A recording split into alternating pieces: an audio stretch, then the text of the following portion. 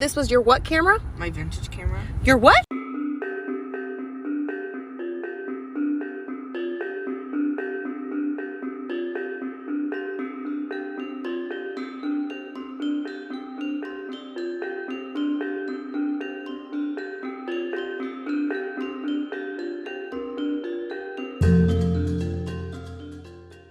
My name is Adrian and welcome back to my channel. Today we're talking about the Samsung ES10.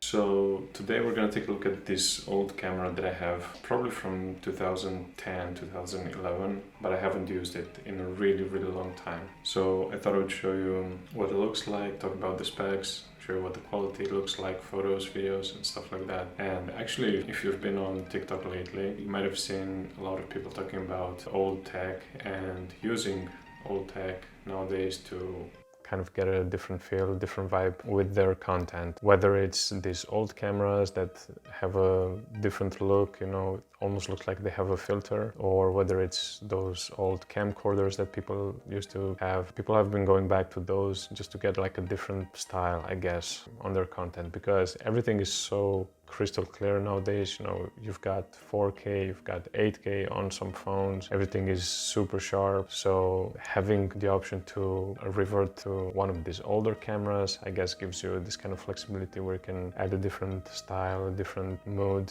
to your content. So this is the stuff that I actually missed with this kind of old tech.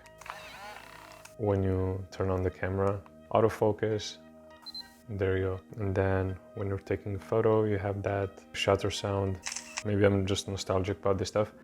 This is a 8 megapixel camera. It's got a 3x optical zoom. It's got the zoom buttons here, a basic screen, and then it's got the flash, some buttons to access the basic functions on the camera, white balance, the ISO, resolution, and the picture quality, which I set to super fine. So it's got different modes. So I was actually surprised how good this actually looks in terms of photos, just to make it clear. I took a few photos over the weekend. I'll take a couple of photos now, just like some selfies, and I'll show you what it actually looks like compared to my phone, for example, and maybe compared to the camera that I'm recording on.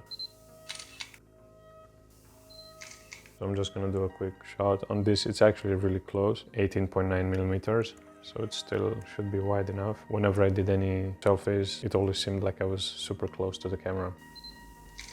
In terms of recording video, this records standard definition. So that's like 640 by 480. So that's SD quality. Now, this is funny, thinking back to the days of YouTube when HD was finally available. What was considered HD at that time, that was 720p. When you wanted to watch something in HD, that was HD, 720p. Now, if you go on YouTube, you'll see that HD is actually considered 1080p. So yeah, they went one step above. I guess it's because we've got so much better screens, computer screens or monitors nowadays, that the quality is significantly better. And so I guess that's why they went up to 1080p. And that's just HD. And this one does SD, so that's standard resolution. But it's interesting to see what it looks like in a studio setting. I'm gonna try and do some videos. I've got the light on, so I'm not sure what the quality looks like. So this is set to macro mode, I guess, where it's shooting subjects closer than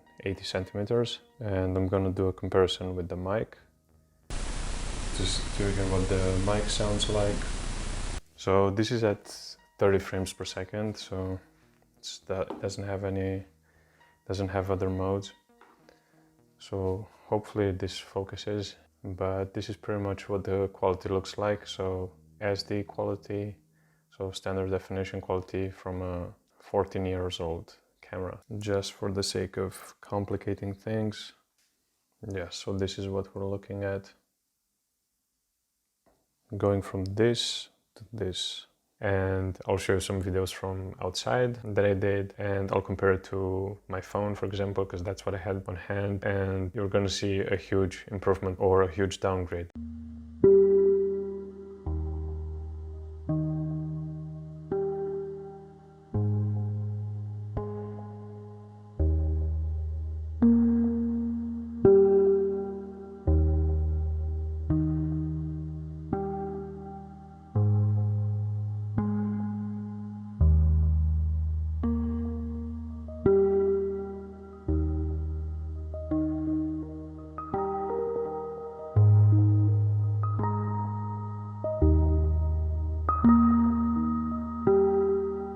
this was actually fun to use. But yeah, we've definitely come a long way, so in more than 10 years. And I actually do have another camera. I'll do another video on that. So that's pretty much what we have with this camera.